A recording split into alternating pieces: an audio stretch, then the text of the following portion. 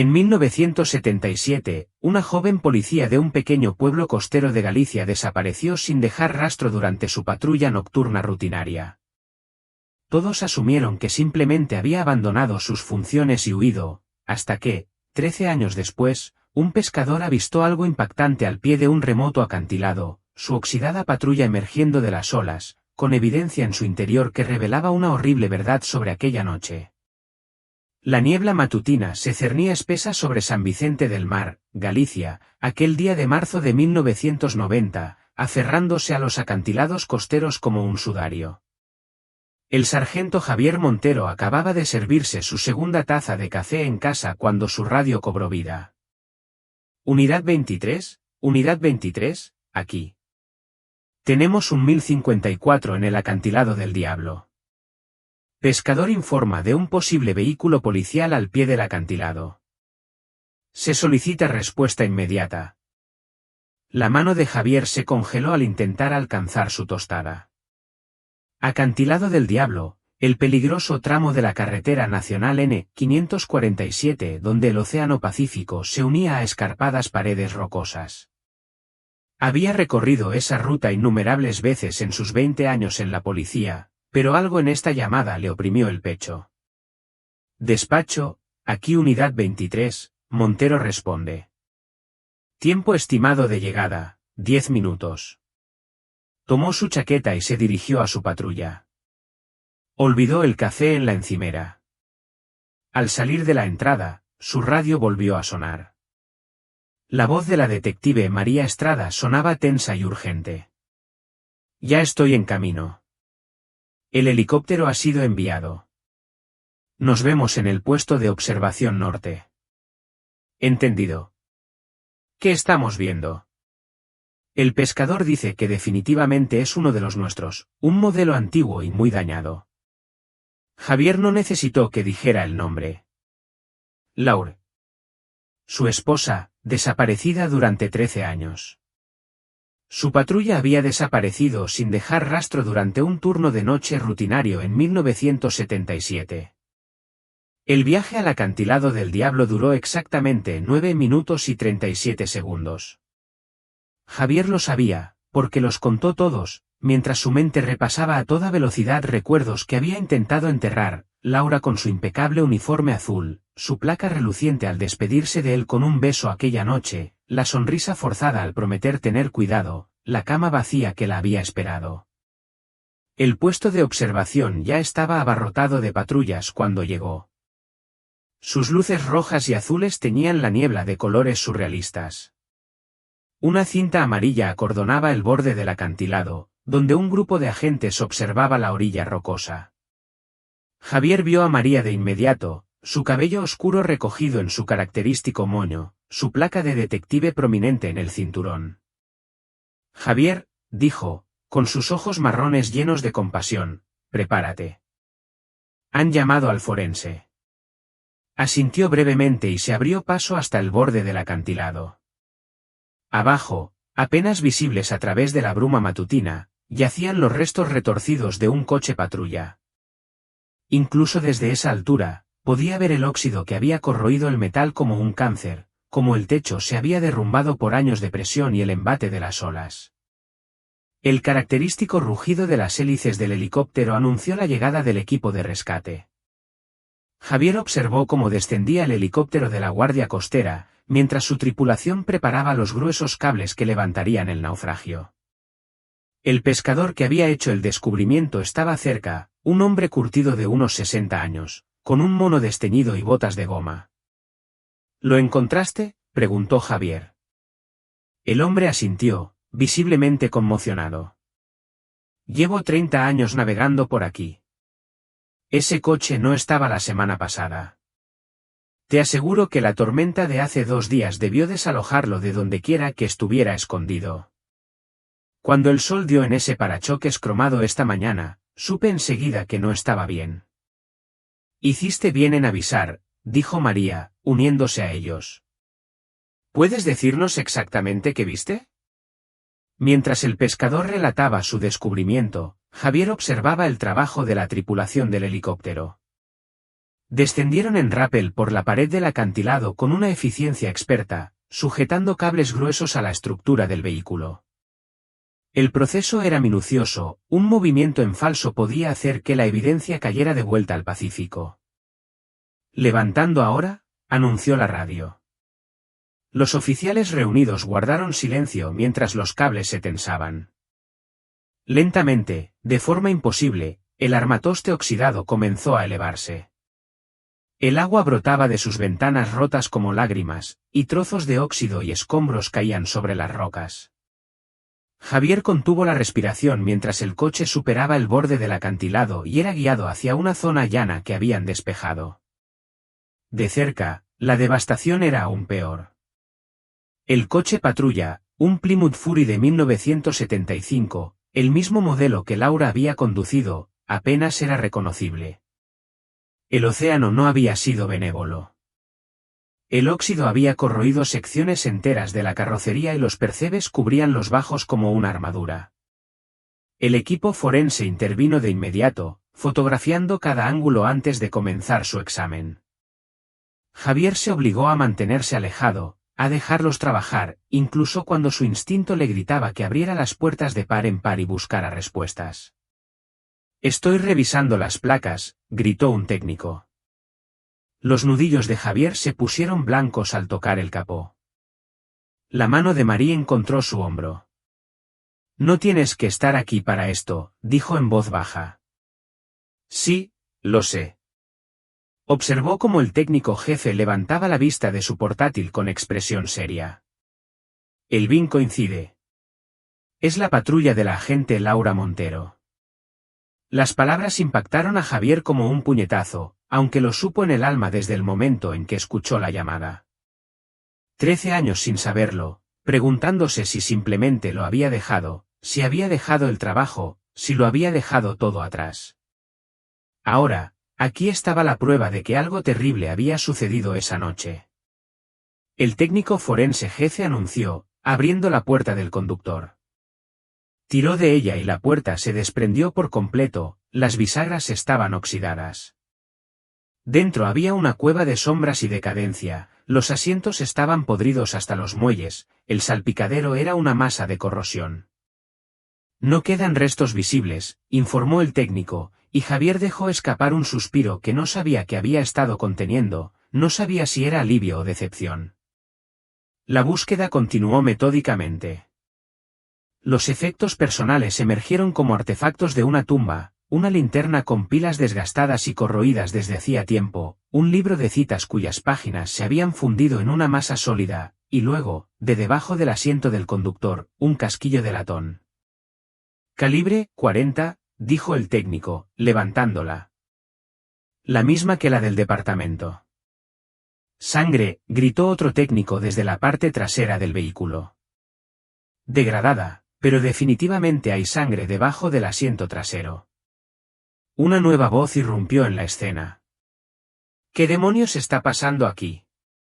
Era Ricardo Hinojosa, el supervisor del departamento, repasando la cinta de la escena del crimen como si fuera suya, lo cual, en cierto modo, era cierto. Hinojosa había sido el supervisor de Laura en el 77, y ahora, a finales de sus 50, aún se movía con la autoridad de un hombre acostumbrado a ser obedecido. «Ricardo», dijo María, «hemos confirmado que es el vehículo de Laura Montero». El rostro de Hinojosa pasó por varias expresiones antes de posarse en la preocupación oficial. «Dios mío. Después de tanto tiempo». Miró a Javier. «No deberías estar aquí». «Estoy bien». «Sangre y latón», resumió el forense principal. «No se encontró ninguna cámara de coche». Javier observó el casquillo manchado de sangre y la mancha oscura bajo el asiento y se dio cuenta de que, finalmente, después de 13 años, estaban al borde de obtener respuestas que durante mucho tiempo se les habían escapado.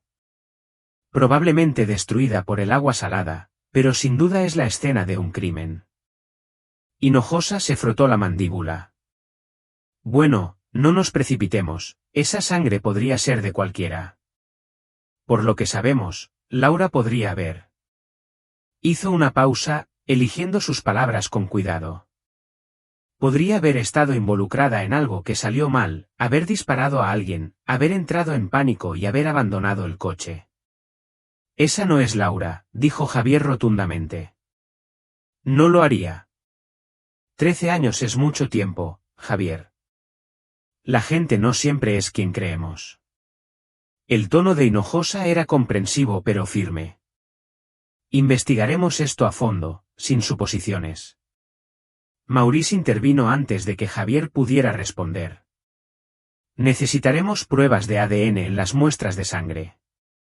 Es una tecnología nueva y cara, pero háganlo. Esto es un posible homicidio, dijo Hinojosa. No escatimamos en gastos. Recorrió la escena con la mirada. Mia estará pendiente de esto, necesitamos una declaración. Como si sus palabras lo hubieran convocado, la primera furgoneta de noticias apareció en el horizonte, seguida rápidamente por dos más. Los reporteros se instalaron justo detrás de la cinta policial, con las cámaras enfocadas en la patrulla oxidada. Javier se encontró frente a las cámaras antes de asimilar del todo lo que estaba sucediendo. Le apuntaron con micrófonos como si fueran armas. Sargento Montero, ¿qué se siente al finalmente tener respuestas sobre la desaparición de su esposa? ¿Es cierto que la oficial Montero estaba bajo investigación antes de desaparecer? ¿Crees que la asesinaron? Javier enderezó los hombros y miró directamente a la cámara más cercana. La agente Laura Montero era una miembro dedicada de este departamento. Acababa de ser ascendida a sargento de patrulla cuando desapareció en 1977. Era trabajadora, honesta y comprometida con el servicio a esta comunidad. Investigaremos este descubrimiento a fondo y profesionalmente, y averiguaremos qué le sucedió. La naturaleza finalmente nos ha entregado esta evidencia, y no desperdiciaremos la oportunidad. Le asaltaron más preguntas, pero Marie lo alejó con cuidado de las cámaras. Tras ellas, el equipo forense continuó su metódico trabajo, catalogando y preservando cuidadosamente cada prueba. Lo hiciste bien, dijo Marie al llegar a sus vehículos. Vete a casa, Javier. Tómate un tiempo. Hinojosa apareció junto a Javier. Tienes razón. Estás demasiado involucrado en esto. Tómate unos días, déjanos la investigación. Puedo trabajar en este caso. No, no puedes, se quebró el tono de Hinojosa. Sin discusión. Estás emocionalmente involucrado, tu juicio está comprometido. No es un insulto, es un hecho. María sintió a regañadientes. Me encargaré de ello personalmente. Trabaja con el equipo, te mantendré al tanto de cada paso. Javier, puedes confiar en mí. Javier los miró a ambos y luego volvió a la carrocería oxidada del coche patrulla de Laura. Después de 13 años, las respuestas por fin estaban al alcance, pero tenían razón. Estaba demasiado cerca, demasiado vulnerable. Tengo copias de los expedientes originales en casa, dijo finalmente. Los revisaré para ver si hay algo que se nos haya pasado por alto. Está bien, dijo Hinojosa, visiblemente aliviado. Pero no te hagas el detective solo. María acompañó a Javier hasta su patrulla. Voy a volver a la comisaría. Recogeré todos los registros, los libros de registro del 77, las listas de turnos, todo. Lo solucionaremos. Alguien la mató, Marie, dijo Javier con voz ronca. Durante todos estos años, la gente ha dicho que huyó, que abandonó su deber, pero alguien la mató. Aún no lo sabemos. Sangre en el maletero, casquillo de bala, ¿qué otra cosa podría ser? La expresión de Marie era comprensiva pero profesional. Seguimos las pruebas. Es todo lo que podemos hacer. Javier se subió a su patrulla y arrancó el motor. Por el retrovisor, veía al equipo forense aún trabajando, los restos oxidados del pasado finalmente salían a la luz. Puso la marcha y se dirigió a casa, con la mente ya repasando los polvorientos archivos que aguardaban en su oficina, buscando la pista que habían pasado por alto 13 años atrás. Adelante. Muévete ya. Javier hizo una pausa, con la mano aún en el picaporte. El tono de Ricardo era urgente, casi desesperado. Salió de su patrulla y cerró la puerta con un suave clic. Ricardo debió percibir el movimiento, porque se giró y abrió mucho los ojos al ver a Javier. La sorpresa en su rostro se transformó rápidamente en incertidumbre y miedo. Bajó la voz de inmediato, murmurando algo al teléfono antes de colgar. «Javier», gritó Ricardo, forzando una sonrisa. «¿Qué haces aquí? Creí haberte dicho que te tomaras un tiempo». Javier se acercó, intentando mantener la expresión neutral. «No pude evitarlo. Se trataba del caso de Laura». «Ah, ¿la llamada?» Ricardo rebuscó su teléfono en el bolsillo. Sí, era el depósito de pruebas del sheriff. Me están dando la lata con lo del traslado del coche, ya sabes cómo es. Ese vehículo lleva 13 años en agua salada, ahora es un peligro ambiental. Por las regulaciones de la EPA y todo eso. Quieren que lo trasladen a sus instalaciones especializadas lo antes posible, pero las empresas de transporte se están demorando. Se rió, pero sonó forzado. Tuve que incendiarlos. Tu trabajo, dije, es moverlo ahora antes de que los inspectores del condado nos estén pisando los talones. Ricardo se secó la frente a pesar del aire fresco de marzo. La burocracia nunca descansa, ¿eh? Vamos, entremos. Caminaron juntos por la entrada principal de la estación, mientras los sonidos y olores familiares del bullpen invadían a Javier, teléfonos sonando, café preparándose, la sutil corriente subyacente de caos controlado que definía el trabajo policial. Vio a Marie de inmediato, acurrucada con 2 técnicos forenses cerca de la sala de procesamiento de pruebas. Ella levantó la vista al acercarse, pero levantó un dedo. Un momento. Las muestras degradadas siempre son problemáticas, decía uno de los técnicos. Esta nueva prueba de ADN requiere material genético de alta calidad, y lo que extrajimos de ese coche. Negó con la cabeza. 13 años bajo el agua, contaminado con sal, óxido y bacterias marinas, estamos hablando de semanas como mínimo, posiblemente meses. No hay forma de acelerarlo. No sin comprometer los resultados, añadió Marie. La sangre está ahí, lo confirmamos, pero si podemos extraer suficiente ADN limpio para encontrar una coincidencia. Javier sintió que se desvanecía su esperanza. Sin confirmación de ADN, ni siquiera podemos probar que Laura estuviera en el coche cuando se volcó. ¿Y el casquillo? Marie presionó el segundo técnico. Él repasó sus notas. Eso es más definitivo. Es calibre .40, coincide con munición del departamento de 1977, mismo peso en granos, mismo fabricante. Si la agente Montero disparó su arma esa noche, esto podría ser de ella. Javier cerró los ojos, presa de las implicaciones, el arma de Laura, la sangre de Laura, o la de otra persona. La incertidumbre era desesperante. Al abrir los ojos, vio a Ricardo desaparecer por el pasillo hacia su oficina, con paso algo inestable. Marie finalmente se separó. Lo siento. ¿Estás bien? Javier asintió. Necesito hablar con Ricardo sobre Carlos Osbueza. Me lo encontré en la carretera nacional N547, justo en la antigua ruta de patrulla de Laura. Marie arqueó las cejas. ¡Qué coincidencia! Exactamente lo que pensaba. Javier le tocó el hombro. Voy a buscar a Ricardo. ¿Hablamos después? Estaré en mi oficina. Tengo algo que enseñarte. Recorrió el pasillo y llamó a la puerta de Ricardo. Soy Javier.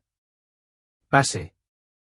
Ricardo empujó la puerta y se encontró jadeando por un momento. Luego cerró apresuradamente el cajón de su escritorio y bebió lo que parecían pastillas con un vaso de agua. Medicamento para la presión arterial, explicó Ricardo sin que nadie se lo pidiera. Este caso hizo un gesto vago. No debería estar aquí. Hablaba en serio sobre tomarme un descanso. Lo intenté, pero no pude. Javier notó cómo Ricardo se desplomaba en su silla, con la cara enrojecida. Necesitaba preguntar por Carlos Osbueza. La expresión de Ricardo se tensó. ¿Y el qué? Me lo encontré hoy en la antigua ruta de patrulla de Laura. Era el supervisor nocturno que firmó el libro de registro cuando Laura desapareció, así que alguien tenía que firmarlo. Ricardo se masajeó las sienes. Precisamente por eso pensamos que se había ido, sin llamada de socorro, sin reportes de ataque, sin testigos que dijeran haber visto nada sospechoso. Pero eso no encaja con lo que encontramos hoy. Sangre, casquillos de bala. Estás perdiendo tiempo y recursos. La voz de Ricardo se volvió aguda. Carlos Bueza es un buen policía. ¿Quieres empezar a sospechar de tus compañeros de azul basándote en una firma en un libro de registro de hace 13 años? No sospecho de nadie. Solo quiero tener una visión completa. Ricardo se levantó de golpe, agarró su escritorio y se tambaleó.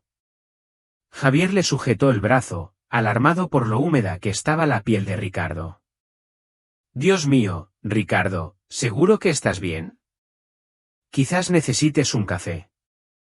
Ricardo se apartó, intentando reír. Solo esta maldita dieta, mi esposa me ha puesto bajo de azúcar, y el estrés no lleva nada bien. Necesitamos pistas concretas, Javier, no teorías descabelladas sobre compañeros. Se dirigió a la puerta, pero casi se estrella contra la entrada de cristal del bullpen, dejando la puerta de su oficina sin llave. Algo andaba mal, sin duda. Antes de que Javier pudiera continuar, María apareció a su lado. Ahora en mi oficina. Una vez dentro, María cerró la puerta y sacó un documento de su escritorio. Estaba revisando los archivos, viendo otros casos en los que Laura trabajaba en el 77, y encontré esto mal archivado. Javier tomó el papel, una declaración de testigo, pero sin firma, sin sello, solo texto mecanografiado que describía un coche patrulla y una camioneta blanca en la carretera Acantilado del Diablo la noche en que Laura desapareció. ¿Dónde estaba esto?, preguntó. En un expediente completamente ajeno, un robo en una vivienda 3 meses después. María sacó el expediente del robo. ¿Ves? No tiene nada que ver con Laura ni con esa noche. ¿Por qué ocultarlo en lugar de destruirlo?, se preguntó Javier. María bajó la voz. Quizás alguien quería un seguro, una historia de respaldo por si la necesitaban. O quizás simplemente olvidaron que la tenían guardada. Sea como sea, alguien en este departamento sabía más de lo que decía. Javier miró el nombre en la declaración mal archivada, Belén Carlosson. Espera, ese nombre. Ya saqué el expediente oficial. María sacó otra carpeta.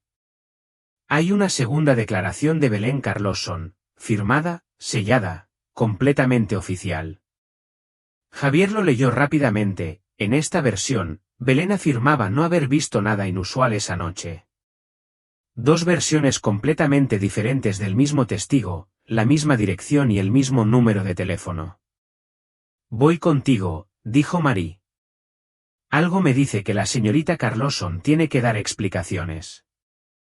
La mente de Javier corría, nuevas pruebas, documentos ocultos, declaraciones contradictorias. Después de 13 años, el muro de silencio cuidadosamente construido en torno a la desaparición de Laura finalmente comenzaba a resquebrajarse.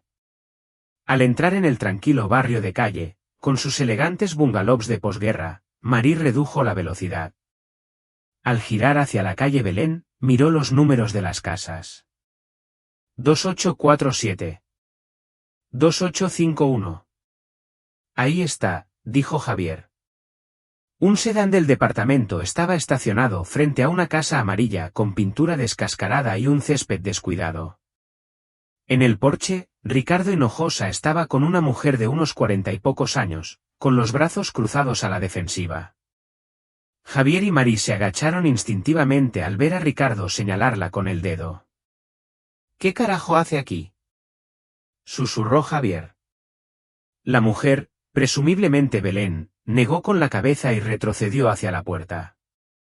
Ricardo le puso un sobregrueso en las manos y se acercó, haciéndola estremecer. Luego regresó a su coche y se marchó. Bueno, dijo Mari, esto se puso interesante. Se acercaron a la casa con cuidado. Javier tocó con firmeza. La puerta se abrió al instante. Belén tenía el rostro contraído por el enfado. ¿Qué más quieren? Al ver los rostros desconocidos, se detuvo en seco, con los ojos enrojecidos y las manos temblorosas. Señorita Carlosson, dijo Javier con suavidad, soy el sargento Javier Montero y ella es la detective Mari Estrada. Somos del Departamento de Policía de San Vicente del Mar. La expresión de Belén pasó de la ira a la confusión y al miedo. No sé, ¿de qué se trata esto? Nos gustaría hacerle algunas preguntas sobre una declaración que hizo en 1977, continuó Javier. ¿Podemos pasar? No tengo ningún asunto contigo. Empezó a cerrar la puerta. Mari dio un paso al frente. Te vimos hablando con nuestro supervisor, Ricardo Hinojosa. Estamos investigando el mismo caso y necesitamos hablar contigo. Belén palideció. Miró los documentos que Javier tenía en la mano. No entiendo. Javier levantó las dos declaraciones de los testigos, la oculta y la oficial. Necesitamos que nos las expliques. Belén se quedó mirando los papeles un buen rato. Luego, sus hombros se hundieron, derrotada. Puso los ojos en blanco y retrocedió. De acuerdo. Pase. Pero esta es la última vez que hablo de esto. La sala era pequeña pero ordenada, decorada con fotografías de tiempos mejores. Belén señaló un sofá desgastado y se sentó frente a ellos, aún aferrada al sobre de Ricardo. No sé qué quieres que diga, empezó. Me encantaría saber la verdad, dijo Mari con suavidad. Sabemos que diste dos declaraciones diferentes sobre la noche en que desapareció la agente Laura Montero. Necesitamos saber qué viste realmente. Belén rió con amargura. La verdad, tú. ¿Quieres la verdad después de 13 años? Se frotó la cara con ambas manos. Estoy tan cansada, cansada de llevar esta carga, estas mentiras, esta culpa. Javier se inclinó hacia adelante. Entonces, cuéntanos. Ayúdanos a entender. Belén se quedó mirando el sobre en su regazo un buen rato. Cuando habló, su voz era apenas un susurro. Iba en coche al trabajo aquella noche, 18 de noviembre de 1977. Era guarda forestal del Parque Natural Fragas do Eume, en el turno de noche. Eran aproximadamente las 8:30 cuando pasé por la carretera Acantilado del Diablo y vi a una agente sola, deteniendo una camioneta blanca. Hizo una pausa, absorta en el recuerdo. No le di mucha importancia. La policía para a la gente todo el tiempo, ¿no? Así que seguí conduciendo. ¿Puedes describir la camioneta?, preguntó Mari, tomando notas. Blanco, como dije. Modelo antiguo, quizá de principios de los 70, sin ventanas en la parte trasera, de esas que usan los contratistas. Belén se removió en su silla. En fin, llegué al trabajo, hice mi ronda, pero era una noche tranquila y estaba aburrida. Así que alrededor de las 10 de la noche, llamé a mi esposo y le pedí que viniera a hacerme compañía. Tuvo la delicadeza de parecer avergonzada. Nos encontramos en el parque. Ya sabes cómo es, jóvenes, casados, buscando emociones fuertes. El parque es enorme, con muchos rincones apartados en el bosque. Encontramos un lugar tranquilo y... agitó la mano. Ya te haces una idea. ¿Qué pasó después? Oímos algo, continuó, un ruido como un grito, quizá un chillido. Es difícil distinguirlo con el viento y los árboles. Mi esposo quería investigar, pero el parque es enorme. En la oscuridad, los ecos son extraños. Caminamos unos 15 minutos, pero no encontramos nada. ¿Qué hora fue esto? ¿Quizás las 11:30? ¿Medianoche? No estaba precisamente mirando el reloj. La voz de Belén se tornó amarga. Cuando volví a mi puesto sobre las 12:30, vi la misma camioneta blanca saliendo del parque, la misma del control de tráfico. Estaba segura. Marie y Javier intercambiaron miradas. ¿Estás seguro de que era la misma furgoneta? Positivo. Tenía una abolladura en el panel trasero, del lado derecho, con forma de media luna. ¿Y usted informó sobre esto? El rostro de Belén se arrugó. Lo intenté al día siguiente cuando me enteré de la desaparición del agente visto por última vez en la carretera nacional N-547. Fui a la comisaría, presté declaración, pero su supervisor, Hinojosa, se hizo cargo. Agarró el sobre y se lo tendió. Tomen. Ya terminé con esto, con todo. Javier abrió el sobre. Dentro había $3.000 en billetes de la orden judicial. ¿Te pagó para que cambiaras tu declaración?, preguntó Javier. No era una pregunta. Belén asintió con tristeza. Dijo que mi primera declaración sobre la camioneta blanca fue confusa, que debía simplificarla. Que simplemente dijera que no vi nada. Parecía que me hacía un favor, que me ayudaba a evitar complicaciones. Pero eso no fue todo, ¿verdad? La voz de Marie era suave pero firme. A Belén no le corrieron lágrimas. Una semana después, mi supervisor en el parque se enteró de que mi esposo y yo nos reuníamos allí. Alguien presentó una denuncia anónima. Me despidieron por conducta inapropiada. No pude conseguir otro trabajo de guardabosques en ningún otro lugar. Hinojosa se encargó de ello. Así que te quedaste callado, dijo Javier. ¿Qué opción tenía? Mi padre estaba enfermo, gastos médicos, señaló la modesta habitación. Me hice cargo del taller mecánico de mi padre, apenas sobrevivía, y cada pocos meses Hinojosa aparecía con otro sobre. Decía, para su discreción. Marie se puso de pie. Señora Carlosson, necesitamos que venga a la comisaría, haga una declaración oficial y nos ayude a construir un caso contra Ricardo. Belén negó con la cabeza con fuerza. Ni hablar. ¿Lo viste aquí hoy? Sabe que algo está pasando. Puede que suene egoísta, pero necesito protegerme a mí misma y a mi familia. Mi padre sigue enfermo, todavía necesita atención, y mi esposo se mudó a otro estado, culpándome por el dinero. Hinojosa podría destruir lo poco que nos queda. Pero tu testimonio no será suficiente, insistió Javier. La voz de Belén era firme. Sabes que no. Es un supervisor respetado, con más de 20 años en la policía. Yo no soy nadie, una guardabosques deshonrada a la que pillaron acostándose con su marido en el trabajo. ¿Quién me va a creer? Javier quería discutir, pero comprendía su miedo. Había visto cómo el sistema podía aplastar a quienes no tenían poder ni conexiones. Encuentra más pruebas, dijo Belén. Construye un caso del que no pueda escaparse, luego testificaré, pero no antes. De vuelta en el coche, Javier se desplomó en su asiento. Tenía razón, su palabra contra la de Ricardo no bastaría. Pero ahora sabemos que hay algo que encontrar, dijo Marie, arrancando el motor. Una furgoneta blanca en el parque esa noche. Ricardo lo está ocultando. Esto va más allá de Laura.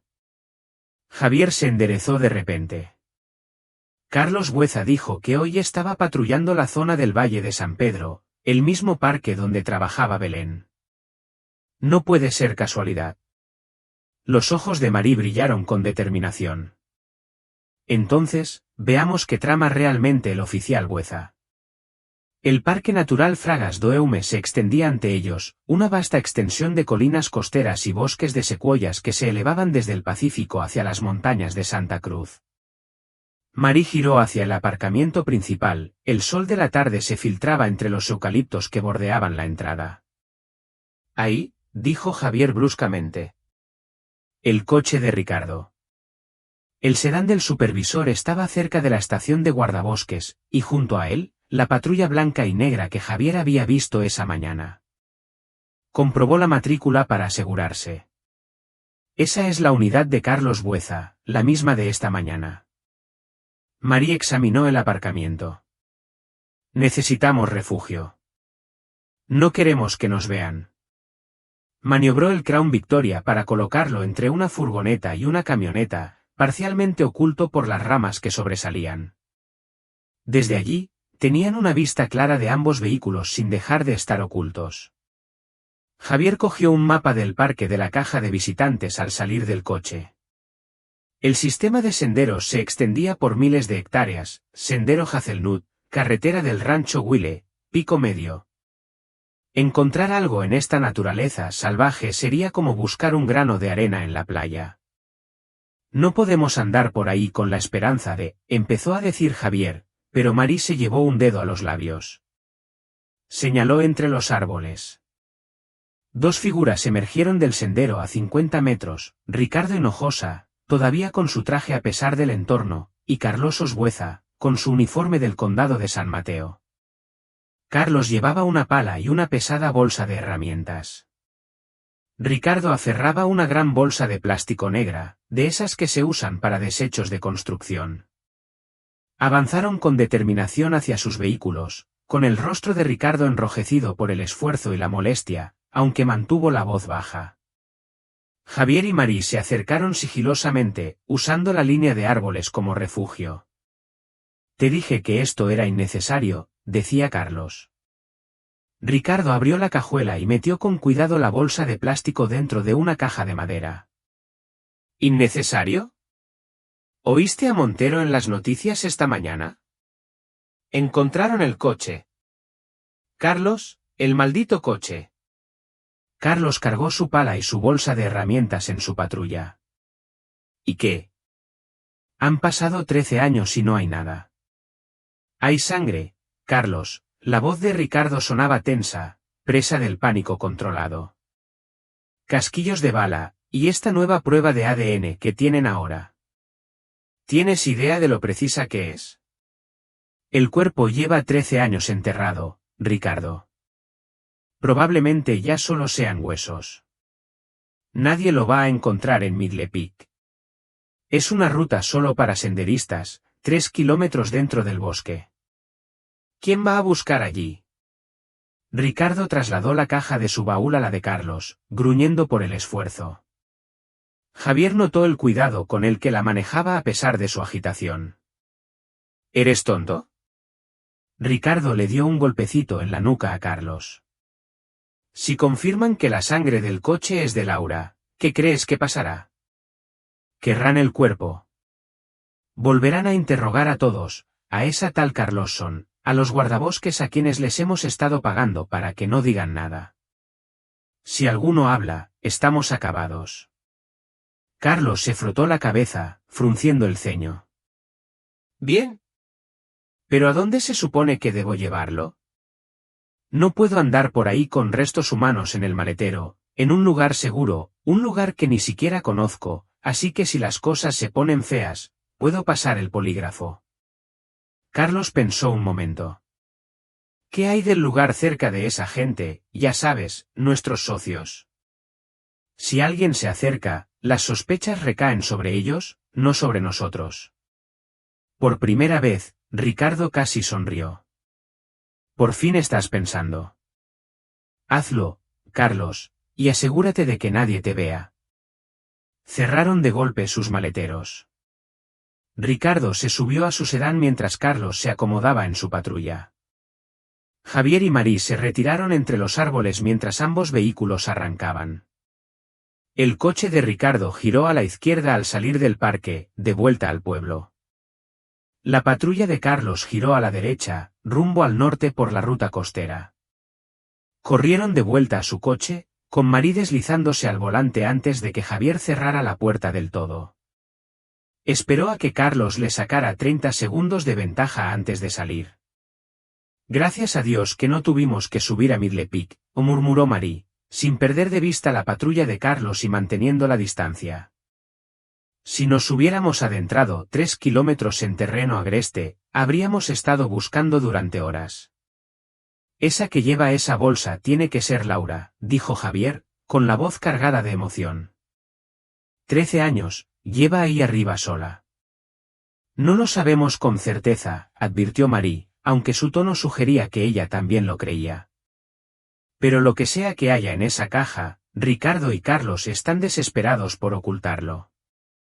Siguieron a Carlos hacia el norte por la carretera nacional N-547, pasando por el acantilado del Diablo, donde todo había comenzado hacía apenas unas horas.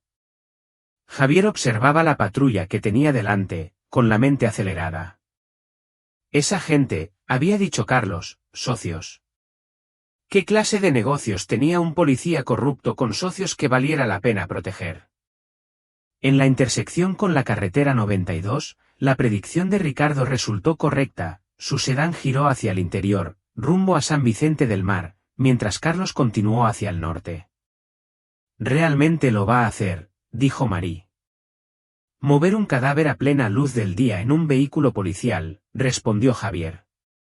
13 años, se han salido con la suya. Después de 30 minutos de seguir el coche patrulla de Carlos hacia el norte por la costa, Marie observó, nos dirigimos hacia el territorio de Sharp Park. Javier se inclinó hacia adelante y divisó el complejo industrial que le resultaba familiar a lo lejos. Allí, la planta de tratamiento de agua. La planta de tratamiento de aguas de Punta Aguda era un extenso complejo de edificios de hormigón y tanques cilíndricos, rodeado por una cerca de alambre y señales de advertencia. La patrulla de Carlos no se dirigió a la entrada principal, sino que rodeó la entrada hacia una vía de servicio en la parte trasera de las instalaciones. Marie se desvió de la vía principal y se refugió tras un grupo de almacenes que les permitían observar los movimientos de Carlos. A través de la valla, lo vieron estacionar en un lugar apartado, cerca de una zona con mucha vegetación, un pastizal desatendido que bordeaba el perímetro trasero de la instalación. Se está moviendo, dijo Javier. Carlos salió de su vehículo y abrió la cajuela. Levantó la caja de madera que contenía la bolsa de plástico, agarró su pala y se adentró en la hierba alta. Se movía con determinación, pero no dejaba de mirar por encima del hombro. Vamos, susurró Marie. Agáchate. Se bajaron del coche y se acercaron a la cerca, usando la maquinaria industrial y los arbustos crecidos como refugio. Carlos no se había adentrado mucho en la vegetación, quizá a 30 metros de su vehículo. Lo vieron claramente mientras empezaba a cavar, la pala se hundía en la tierra con golpes rítmicos. Carlos trabajaba eficientemente, años de trabajo físico se reflejaban en sus movimientos. En 10 minutos, excavó un hoyo de aproximadamente 1 metro de profundidad y 1,5 metros de largo. A Javier se le encogió el estómago cuando Carlos abrió la caja y volcó la bolsa de plástico negra en el hoyo. El contenido se derramó, claramente restos humanos, aunque degradados por años de entierro, huesos, tela hecha jirones y lo que podría haber sido cabello. Entonces Carlos hizo algo que le llenó de furia a Javier. Metió la mano en el agujero, sacó algo, un hueso pequeño, quizá un dedo, y se lo metió en el bolsillo como trofeo. Carlos empezó a rellenar el agujero, apisonando la tierra con las botas. En cuestión de minutos, había dispersado la tierra sobrante y cubierto el lugar con hierba y escombros. Para un observador casual, el suelo parecía intacto. Se retiraron a su coche mientras Carlos volvía a cargar su equipo en el maletero. Javier alargó la mano hacia la radio, pero Marie le agarró la mano. Espera, dijo. Recuerda lo que le dijo a Ricardo, algo sobre ponerla cerca de esa gente para que sospecharan de ellos. A ver a dónde va. Javier asintió a regañadientes. Necesitaban la foto completa, no solo a Carlos con una pala. Carlos se sacudió la suciedad del uniforme y volvió a subir a su patrulla. Pero en lugar de salir de las instalaciones, cruzó una puerta de acceso interna, mostrando sus credenciales al guardia de seguridad con aspecto aburrido. «Tiene acceso», murmuró Marie. «¿Cuánto tiempo lleva pasando esto?» Observaron con binoculares cómo el vehículo de Carlos se detenía frente a lo que parecía ser un cobertizo para generadores abandonado al fondo del complejo. El edificio parecía no haber recibido mantenimiento en años, paredes oxidadas, ventanas rotas y remendadas con contrachapado. Carlos desapareció dentro. Pasaron 5 minutos, y luego emergió con un paquete rectangular envuelto en papel marrón, cuyo tamaño y forma resultarían inmediatamente familiares para cualquier agente de narcóticos. «Hijo de puta», susurró Javier. «Drogas. Está consiguiendo drogas». Marie estaba al teléfono, en voz baja: «Despacho, soy el detective Estrada. Necesito que haga una inspección discreta en la planta de tratamiento de agua de Sharp Park, si hay algún informe, queja o actividad inusual». Mientras esperaban la respuesta de la central, un movimiento en el cobertizo del generador les llamó la atención. 2 hombres aparecieron, y entre ellos 2 mujeres jóvenes, con aspecto de adolescentes, vestidas con vestidos baratos y con aspecto aterrorizado. Los hombres empujaron a las chicas hacia Carlos, quien las agarró bruscamente de los brazos y las condujo a su patrulla, empujándolas al asiento trasero. «Eso es todo», dijo Javier. «Necesitamos refuerzos ya». Marie estaba al radio. «Despacho, tenemos un 1099 en la planta de tratamiento de aguas de Sharp Park, un agente está involucrado en posible tráfico de personas y narcóticos. Solicito respuesta inmediata del equipo táctico. El sospechoso es el agente Carlos Osbueza, del condado de San Mateo. También necesitamos unidades para asegurar al supervisor Ricardo Hinojosa en la estación de San Vicente del Mar, está involucrado». «Recibido, detective». Unidades respondiendo, tiempo estimado de llegada, 5 minutos. Mantuvieron la vista fija en Carlos, quien ahora conversaba animadamente con los hombres fuera del cobertizo. La informalidad de la interacción sugería que no era su primera transacción. Entonces apareció una camioneta blanca desde las profundidades de las instalaciones, una camioneta vieja, anodina y sin ventanas traseras. A Javier se le aceleró el pulso. Igual que la que había descrito Belén Carlosson. Carlos regresó a su patrulla y la colocó delante de la camioneta, claramente preparándose para escoltarla fuera de las instalaciones, usando un vehículo policial para proteger una operación criminal. La audacia de la operación hizo que Javier apretara los puños. «Llevan años haciendo esto», dijo Marie en voz baja. «Mira qué rutina es todo, sin nerviosismo, sin prisas, como siempre».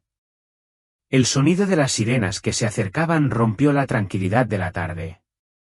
Varias patrullas y una furgoneta del SWAT se congregaron en la puerta principal de las instalaciones.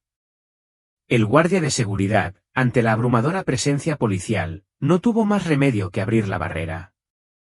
Carlos y el conductor de la furgoneta se dieron cuenta de su situación al mismo tiempo, ambos vehículos avanzaron a trompicones, intentando alcanzar una salida secundaria.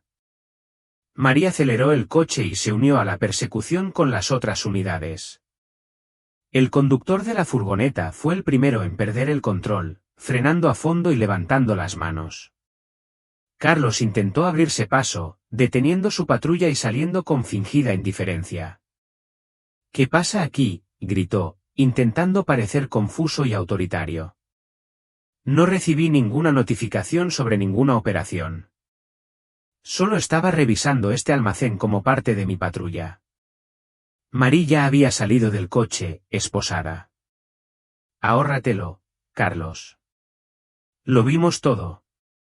«Es un malentendido», protestó Carlos mientras Marie lo esposaba. «Esas chicas en mi coche, ¿ven?». Señaló con desesperación el paquete marrón en el asiento delantero. Las traía. Javier se acercó. «Eres todo un narrador, Carlos». Qué lástima que te viéramos enterrar restos humanos. Carlos palideció. No sé de qué hablas.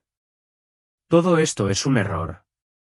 El único error fue tuyo, dijo Marie, leyéndole sus derechos mientras lo guiaba hacia un coche patrulla. Mientras tanto, el equipo táctico había irrumpido en el cobertizo del generador.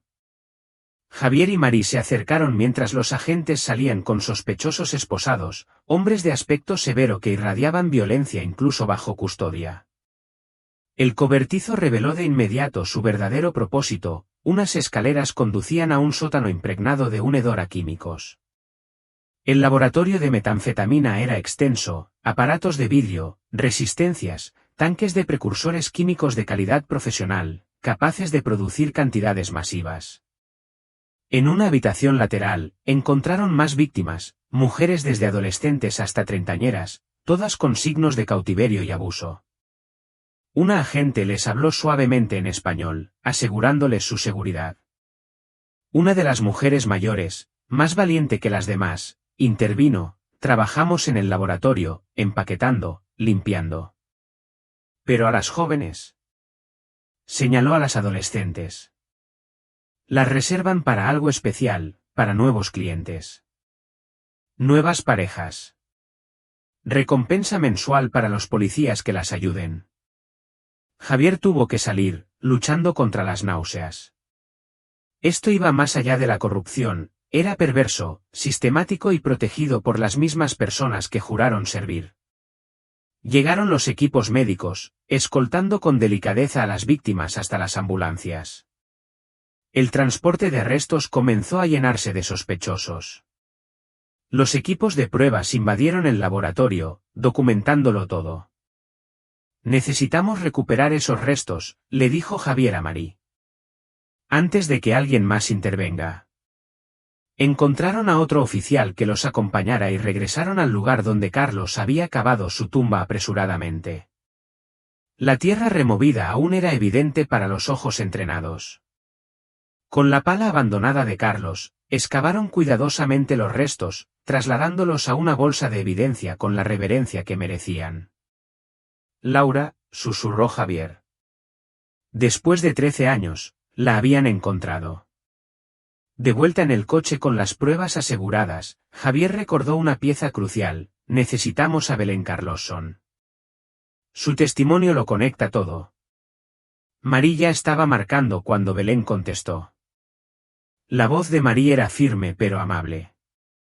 Señorita Carlosson, soy el detective Estrada. Hemos arrestado a Carlos Bueza y tenemos pruebas de Ricardo Hinojosa, varios agentes están involucrados. Es hora de cumplir su promesa. Hubo una larga pausa, y luego dijo: gracias a Dios. Sí, sí. Iré. Enviaremos una unidad para escoltarlos sanos y salvos a la estación. Javier agarró la radio. Despacho, se necesita una unidad para la calle del Mirador 2855, San Vicente del Mar. Escolta para un testigo. La planta de tratamiento de agua parecía ahora una zona de guerra, patrullas por todas partes, sospechosos detenidos, víctimas recibiendo atención médica. Habían descubierto algo monstruoso, oculto a plena vista, protegido por placas y la confianza pública. Volvamos, dijo Marie. Es hora de tener una conversación seria con Ricardo Hinojosa. La comisaría de San Vicente del Mar se había convertido en un caos controlado. Los sospechosos de la planta de tratamiento de agua ingresaban a la zona de fichaje, esposados y con el rostro ceñudo. Los agentes se movían con eficiencia experta, procesando pruebas, presentando informes y coordinando con diversas agencias. La magnitud de lo que habían descubierto aún se estaba asimilando. Javier y Marie presentaron sus pruebas al secretario de la propiedad: la bolsa con los restos, la pala de Carlos, fotografías de ambas escenas. Cada objeto se registró meticulosamente y se conservó la cadena de custodia. En la sala de interrogatorios 2, un oficial uniformado les dijo: Hinojosa ya está allí. El capitán los quiere a ambos. A través del espejo unidireccional, Ricardo Hinojosa parecía más pequeño de lo que Javier lo había visto jamás. El supervisor, confiado, había desaparecido, reemplazado por un hombre sudoroso y esposado, cuya mirada recorría nerviosamente la sala. Marí tomó la iniciativa, acomodándose en la silla frente a Ricardo mientras Javier se sentaba tranquilamente a su lado, estudiando al hombre en el que había confiado durante 2 décadas. Esta entrevista se está grabando. Están presentes la detective María Estrada, el sargento Javier Montero y el supervisor Ricardo Hinojosa. Señor Hinojosa, se le han leído sus derechos. Esto es un error, dijo Ricardo, pero su voz carecía de convicción. Lo que creas que viste, lo que vimos, interrumpió Marí con calma, fue que le entregaste un soborno a Belén Carlosson esta tarde. Los vimos a ti y a Carlos Bueza trasladando restos humanos del Parque Natural Fragas do Eume. Seguimos a Carlos hasta un laboratorio de metanfetamina donde recolectaba drogas y traficaba con mujeres. La señora Carlosson ha declarado detalladamente cómo le pagaste para que cambiara su testimonio hace 13 años. El rostro de Ricardo pasó por varios tonos de palidez. Nos seguiste desde el parque hasta el centro de tratamiento, confirmó Javier. Lo vimos todo. El silencio se prolongó entre ellos. La respiración de Ricardo se volvió dificultosa y su camisa se oscureció por el sudor. ¿Qué pasó en 1977? Preguntó Javier en voz baja. ¿Qué le pasó a mi esposa? Ricardo se quedó mirando la mesa un buen rato. Cuando por fin levantó la vista, algo se le había roto en los ojos. Bien, dijo. Ya lo sabes todo. Estoy harto de esto, 13 años de mirar por encima del hombro, esperando este día. Respiró hondo, tembloroso.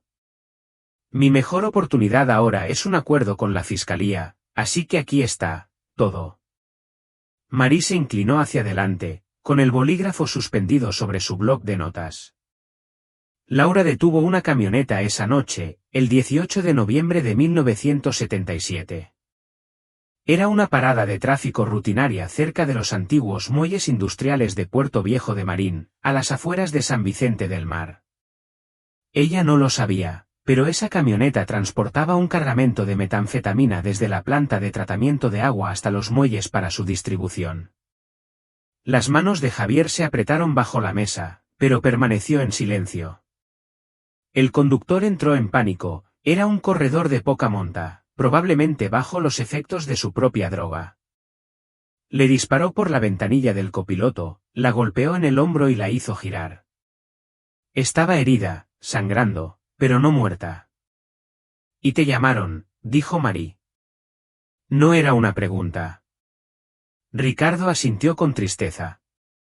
Yo era su infiltrado, ya lo había sido durante 2 años. Pagaban bien, y me dije a mí mismo que solo estaba haciendo la vista gorda, que no estaba realmente involucrado. Pero cuando llamaron esa noche, se frotó la cara. Envié a Carlos, le dije que se encargara antes de que los refuerzos pudieran responder a su última posición. Carlos la mató, dijo Javier con voz ronca. No, dijo Ricardo, mirándolo a los ojos. ¿Lo hice? Carlos quería llamar a una ambulancia, intentar salvarla, pero ella había visto la camioneta, había visto al conductor, podía identificarlos, testificar, así que se le quebró la voz. Terminé lo que empezó la corredora. Usé su propia arma. Por eso el casquillo coincidía con la munición del departamento. La sala de interrogatorios quedó en silencio, salvo por el zumbido del equipo de grabación. Destruimos su radio y su cámara de tablero, continuó Ricardo, y cada palabra parecía envejecerlo. Enterramos su cuerpo en el Parque Natural Fragas do Eume, Sendero Pico do Medio, 3 kilómetros adentro, donde nadie entra. Los del cártel se llevaron su patrulla al acantilado del Diablo y la empujaron al océano.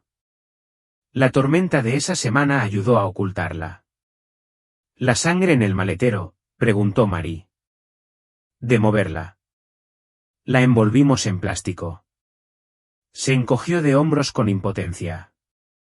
Javier recuperó la voz. Todos estos años, las mensualidades no eran solo dinero. No, admitió Ricardo. Drogas para algunos de los tipos que usaban chicas para entretenerse.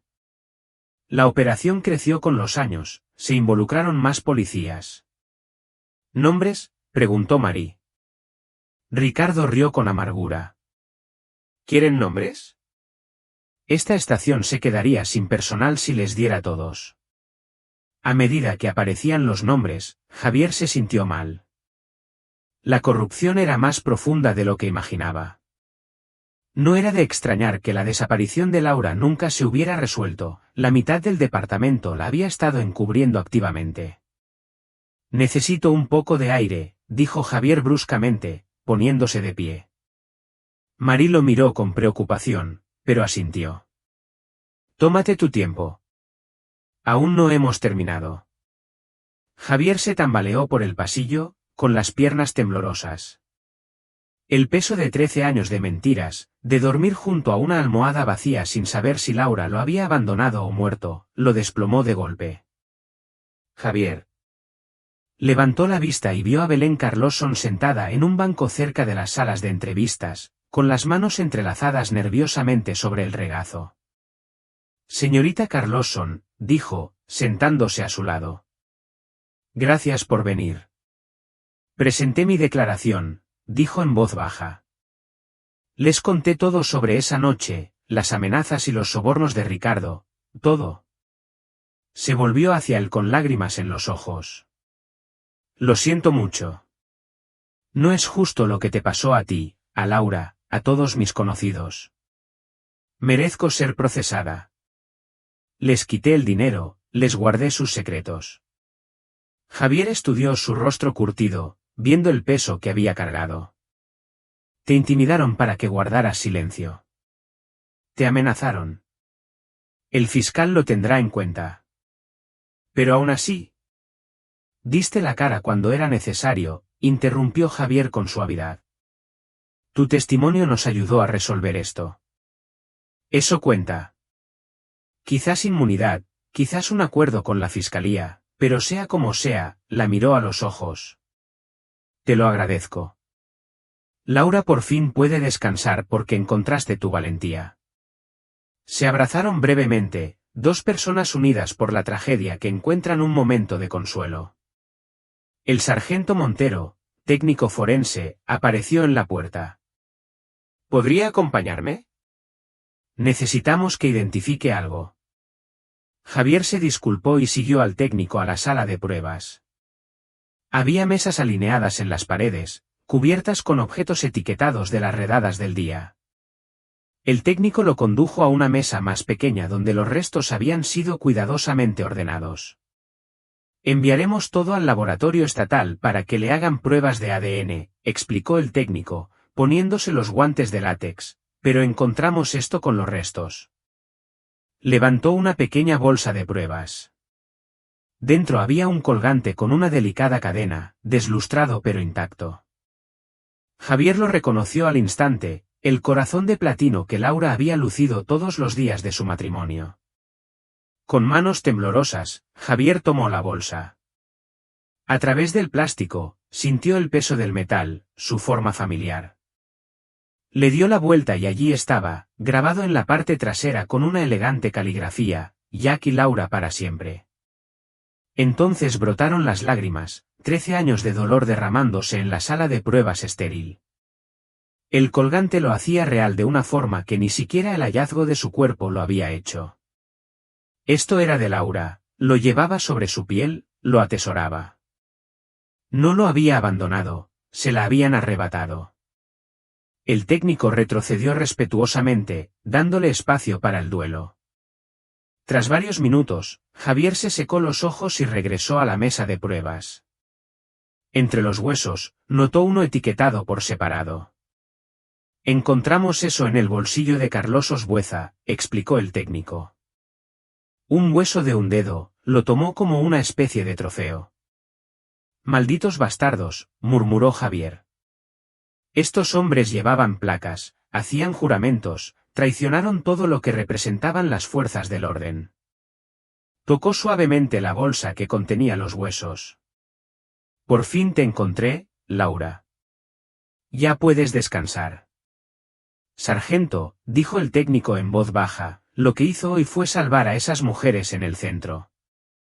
Ahora están en el Hospital General de San Vicente del Mar, recibiendo tratamiento. Sus vidas también importan. Javier asintió, sacando fuerzas de esa verdad. Laura se había ido, pero otros se habían salvado. Confirmó la evidencia de la prueba de ADN y regresó al pasillo. María acababa de salir de la sala de interrogatorios, con aspecto agotado pero satisfecho. Nos lo dio todo, dijo. Nombres, fechas, orígenes, contactos. Esto va a destrozar el departamento. Bien, dijo Javier con firmeza. Hay que desmontarlo y reconstruirlo.